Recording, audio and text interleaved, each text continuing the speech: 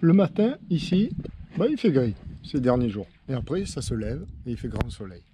Regarde comme ils sont beaux. Ils arrivent, Ayad et Célestin. Parce que ce matin, c'est le départ.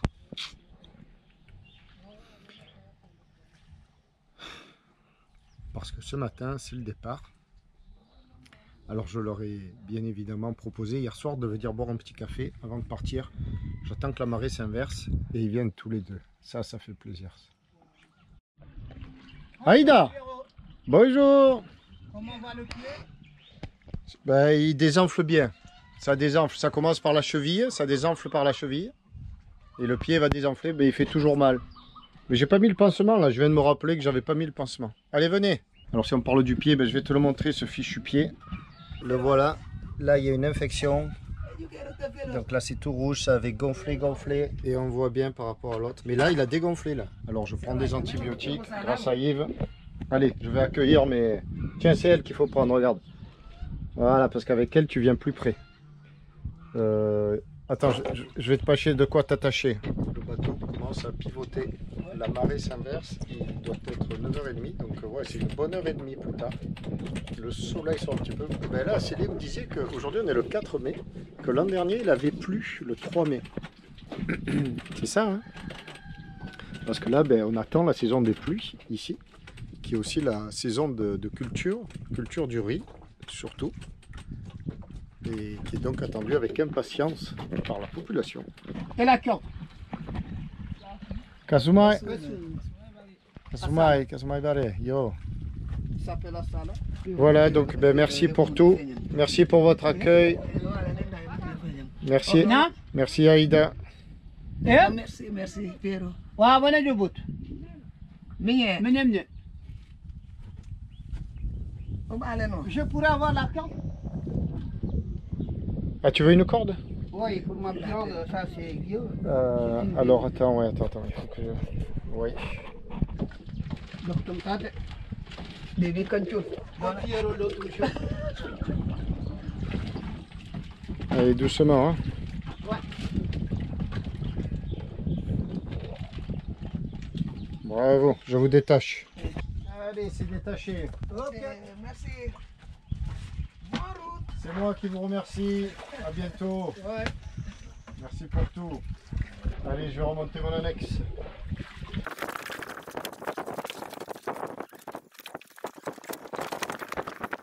Au revoir, merci. Merci. Allez, on est parti. La grisaille rajoute un petit peu à la tristesse, la mélancolie de quitter ce magnifique village. Et là on voit le camp. Alors ben, si tu veux venir passer quelques jours ici, découvrir ce village, ces gens surtout, ben, tu as le camp Alouga ici, chez Hyacinthe. Et vraiment tu seras reçu royalement. Ne pas hésiter. Allez, il faut regarder devant. Toujours, c'est ça le voyage. Partir. C'est bon aussi de partir, c'est vrai. C'est pas le temps de laisser les gens qu'on a tant appréciés derrière soi, mais je vais revenir. Et oui, je vais revenir parce que j'ai laissé mon moteur ici au camp Alouga, le moteur de l'annexe, cassé à Benjamin. Et je vais donc acheter les pièces en France, car oui, je rentre en France cet été, en juin-juillet, pour mieux revenir. Au revoir ma grande. Au revoir. Au revoir les enfants. Au revoir Valérie.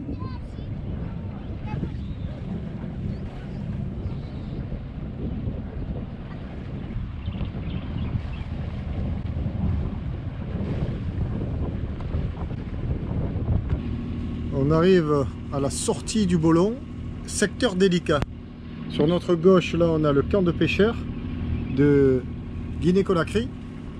Et alors là, il faut surtout pas prendre dans l'axe, serrer à droite, mais pas trop. Et les fonds remontent de ouf. Donc là, vigilance, on est encore à 4,40 m. Mais pour les 3 passages que j'ai effectués là, une entrée, une sortie 4 passages, parce que je suis passé 2 fois là. Et surtout le 4e passage, il était chaud patate. Alors là, il y a 2,10 m de profondeur, mais par rapport au pilote. Par rapport au pilote, j'ai 1,40 m, 1,30 m de quille qui pilote.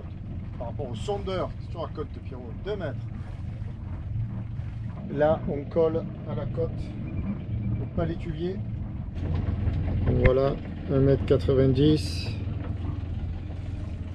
Là, je rejoins la trace où ça passe. Et là, le camp de pêcheurs de Dabo. Allez, bye bye, volant de New Moon. Unu Mayen, ça s'appelle. Voilà, le banc de sable est là. Le premier jour, on avait mouillé là, on s'en souvient. Et nous, on va par là-bas, en bas. Pas grand monde hein, sur le fleuve Casamance. Là, il y a 5 nœuds devant, 5-6 nœuds maxi. On a envoyé le génois. On garde le moteur, sinon on n'arrive plus. Et là, les dauphins sont venus nous faire un petit coucou, un bonjour matinal. Alors, c'est la première fois que je vois la Casamance sous les nuages comme ça. Ben, pourquoi pas? Remarque, il fait moins chaud hein, en même temps.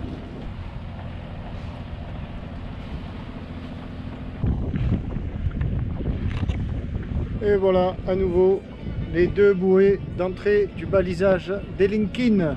Bien bizarre posé. On a renvoyé un peu de génois. Il y a quoi là? 6 nœuds devant. On marche avec le courant, 2 nœuds 3. Là, le courant, maintenant, on va le prendre de face. C'est pour ça que je garde le moteur. Parce que là, je vais m'en servir. Carabane, la fameuse. Carabane, jolie, mais survendue. Quand tu vas un petit peu plus profond en Casamance, tu te rends compte que Carabane, il y a trop d'hôtels. Et le village, sans plus quoi. Enfin, trop d'hôtels, c'est pas qu'il y a trop d'hôtels, je sais pas combien il y en a au moins 2 ou 3, facile. Il y a des boutiques sur la plage, ça rappelle la petite station balnéaire revisitée, mode S Casamance, loin du monde. C'est pas l'authenticité absolue. Il y a mieux ailleurs. Arrivé à Elinkin, il est 2h moins le quart, on est parti à 10h. 10, 11, 12, 13, 14, presque 4 heures. Bon, là, il va falloir mouiller près de la côte parce que sans annexe, sans moteur, c'est embêtant. J'avais pris l'habitude de mouiller en face, là, au calme, loin de tout, de pirogue. Et bien maintenant, c'est plus possible parce que sans moteur, traverser tout ça, bon, là, ça semble possible, mais si le vent se lève et le courant, ben, la rame, ça va pas le faire. Donc on va aller au milieu des pirogues avec la très mauvaise expérience qu'on a eue il y a plus d'un mois ici. Il faut un peu de piquant quoi. Sinon ça serait trop facile.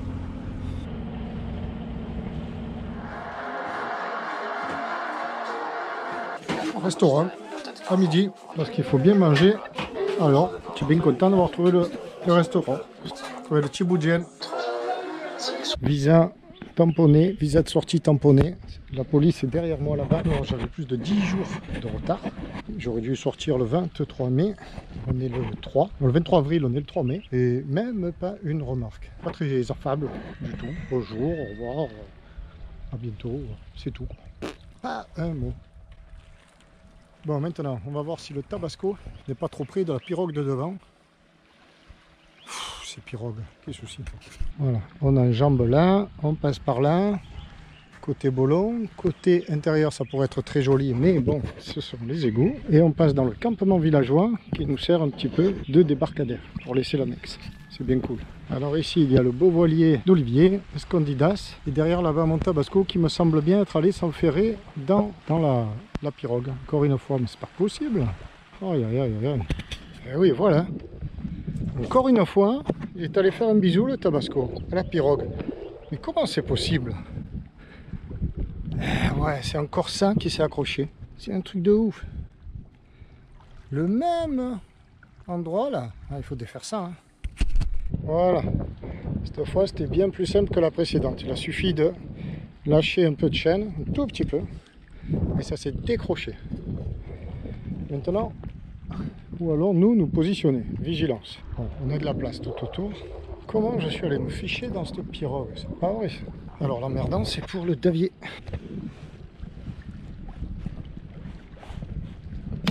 Ah, ça, Alors là, on a le vent et le courant contre nous. Il devrait reculer le Tabasco. Sinon, on va l'aider au moteur. Parce que si on repart sur la pirogue, ça va pas le faire. D'ici à ce qu'on reparte sur la pirogue, il n'y a pas loin. Hein. C'est ça le voyage, mon petit Pierrot.